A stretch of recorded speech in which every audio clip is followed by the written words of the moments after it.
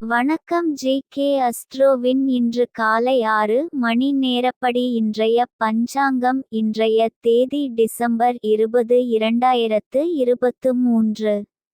இன்றைய கிழமை புதன். இந்நாளிற்கான ராசி மீனம். இந்நாளிற்கான நட்சத்திரம் உத்திரட்டாதி 2ஆம் பாதம். இன்றைய திதி அஷ்டமி. இன்றைய யோகம் வியதிபாதம். இன்றைய கரணம் பவம். இன்றைய ராசி சிம்மம் ராசிக்கு சந்திராஷ்டம ராசியாகும். மீனம் ராசியின் இன்றைய திதி சூன்ய ராசிகள்: மிதுனம், கன்னி.